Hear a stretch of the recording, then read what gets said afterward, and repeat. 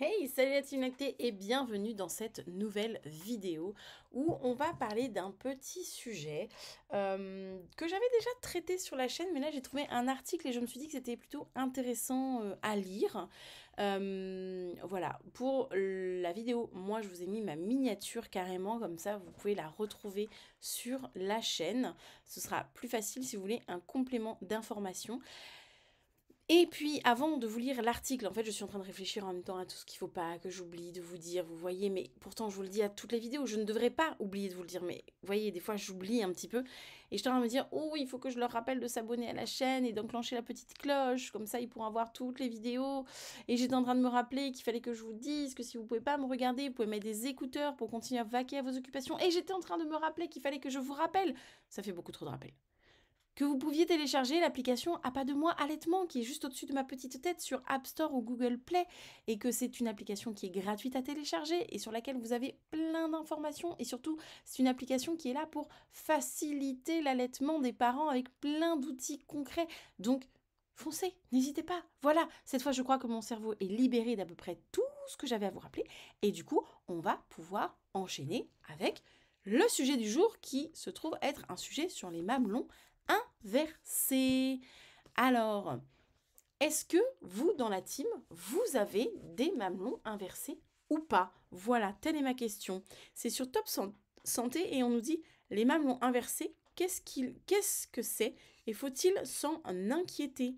Les mamelons inversés toucheraient 10 à 20% de la population, mais restent néanmoins peu connus et peuvent être source de complexes. Alors attendez, je vais faire un truc en même temps parce que ça me perturbe. Voilà.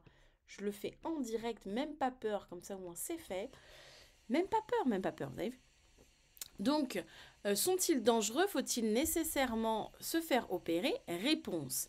Les mamelons inversés ou encore mamelons ombiliqués, rappelez-vous que j'ai fait un réel humoristique sur ce sujet sur Instagram, sont une forme de malformation méconnue du sein où le téton ne sort pas du tout ou difficilement et est tourné vers l'intérieur de la poitrine.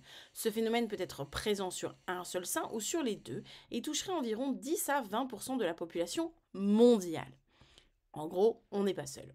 Si les imperfections des mamelons peuvent être nombreuses, dissymétrie, positionnement irrégulier, mamelons trop proéminents ou pas assez, les mamelons inversés peuvent susciter certains complexes chez les femmes concernées ou même des questionnements quant à leur gravité ou leur impact sur l'allaitement. Alors, personnellement, je suis gênée par le terme d'imperfection, comme s'il y avait un mamelon parfait.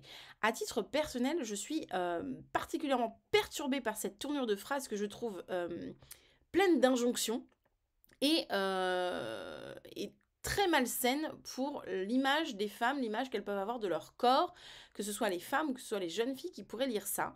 On peut parler de diversité de mamelons, mais pas d'imperfection. Le mamelon parfait n'existe pas. Le mamelon parfait est celui qui vous plaît.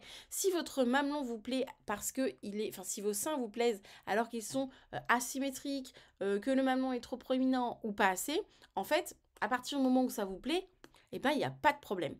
Donc voilà, je suis un peu chagrinée, je vous lis l'article, mais je suis chagrinée par ce terme d'imperfection parce que la perfection n'existe pas, ou en tout cas la perfection existe dans vos yeux. Et je vais même vous dire, elle n'existe même pas dans les yeux de votre conjoint ou de votre conjointe, elle existe d'abord dans vos yeux à vous. Donc ça, vraiment, je tiens à le mettre ici, à le préciser, parce que je ne suis pas du tout d'accord avec ce terme. À quoi sont dus les mamelons inversés? Les mamelons inversés sont principalement causés par un raccourcissement des canaux galactophores, donc des canaux par lesquels normalement passe le lait, soit ceux qui transportent le lait maternel jusqu'au port de la sortie. En raison d'une surproduction de fibres collagène, si elle est principalement congénitale, c'est-à-dire qu'elle est là depuis la naissance, cette malformation peut également survenir au moment de la puberté ou être amplifiée lors de la grossesse ou de l'allaitement. En fait, il parle des différentes étapes où la poitrine va connaître ce qu'on appelle une période de croissance. Donc ça peut être in utero, parce qu'on l'a dès la naissance, pendant la puberté, parce qu'on a, effectivement un développement de la poitrine qui se fait à ce moment-là, et on a ce qu'on appelle la lactogénèse de type 2 pendant la grossesse, où effectivement les seins vont encore connaître une période de poussée et de croissance. Alors, je vous la refais pas, vous savez qu'on ressemble un peu toutes de près ou de loin à Lolo Ferrari une fois qu'on a enfanté. Faut-il s'inquiéter? Dans la plupart des cas, il n'y a aucune inquiétude à avoir. Si vous êtes né avec, les mamelons ombiliqués sont totalement inoffensifs, même s'ils peuvent être à l'origine de complexes chez les femmes atteintes. Alors, ils peuvent être, hein, attention, hein, on est sur du superlatif, je ne sais plus comment on dit. On est sur de l'hypothétique en tout cas, parce qu'il y a des femmes chez qui ça ne complexera jamais, et tant mieux. En revanche, si vous avez constaté ce phénomène depuis peu, consultez votre médecin. Les tétons inversés peuvent être le signe d'un cancer du sein. Donc il y a quand même, il faut se méfier. C'est-à-dire que si ça vous arrive d'un coup d'un seul, Mais attention, ne vous alarmez pas pour autant, cela ne signifie pas que tous les mamelons inversés sont un cancer du sein. Et non, on ne s'affole pas. On ne s'affole pas, lumière. Vous avez la ref? Comment traiter des mamelons inversés? Pour commencer, il est important de préciser qu'il n'y a absolument pas nécessaire, il n'est absolument pas nécessaire de soigner ou de se faire opérer d'un mamelon ombiliqué, sauf s'il s'agit d'une inversion du mamelon d'origine cancéreuse, auquel cas le traitement recommandé est la chimiothérapie ou la radiothérapie. Mais si vous souhaitez néanmoins corriger ce défaut, et je mets bien des guillemets à défaut, ils vont m'énerver, parce que pour moi c'est pas forcément un défaut, pour renforcer votre estime de soi, il y existe 2 solutions. Donc si vous en avez envie, en fait, c'est plutôt ça qu'il aurait fallu écrire, plutôt qu'encore une fois le mot défaut, le mot malformation, vraiment, il y a des mots comme ça qui peuvent être évités, des tournures de phrases. Si néanmoins vous souhaitez, vous souhaitez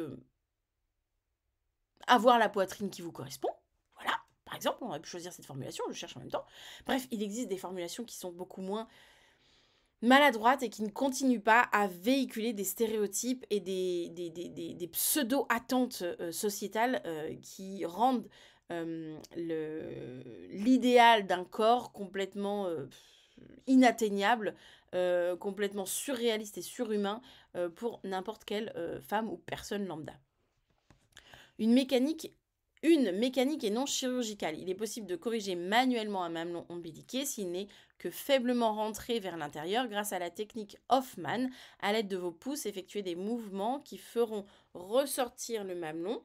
D'autres techniques comme l'utilisation de petits instruments appelés nipplettes pour aspirer le mamelon peuvent être également utiles. Alors attention, les nipplettes, surtout,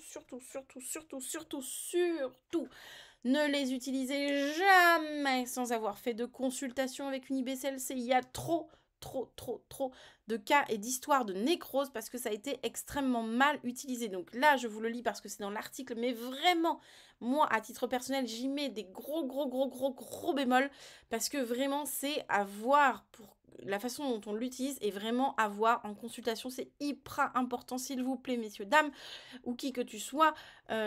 Si vous regardez cette vidéo, faites très attention, ça doit être vu en consultation. Il y a eu trop d'histoires avec ces objets. Les petites poires, enfin il parle de nipplettes, mais ça peut être des petites poires avec une pompe au bout. Bref, faites très attention. Une chirurgicale, la procédure est généralement réalisée sous anesthésie locale en ambulatoire, donc on rentre le matin, on sort le soir, et dure environ 1h30 grâce à une petite incision de 2 à 3 mm. Le mamelon est retourné et maintenu à l'aide de points très précis. Cet acte est très peu douloureux et les éventuelles douleurs disparaissent dans les jours et sont contrôlées par des anti-inflammatoires ou des antalgiques. Les cicatrices post-opératoires s'estompent généralement avec le temps et les patients sont généralement très satisfaits des résultats. L'intervention est prise en charge par la sécurité sociale. Après une intervention chirurgicale, un arrêt de travail de 1 à 3 jours peut être prescrit par le chirurgien. Il est déconseillé de porter des charges lourdes ou de faire des activités trop intenses. On en vient à notre question. Les mamelons inversés empêchent-ils d'allaiter ? Cela dépend des situations, exactement, et c'est de ce dont je parle dans la vidéo.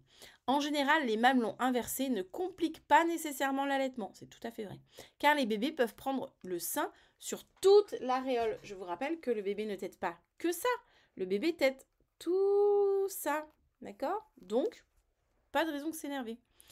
En revanche, l'intervention chirurgicale compromet définitivement l'allaitement, notamment parce que les chirurgiens vont sectionner des canaux galactophores. Alors, à voir.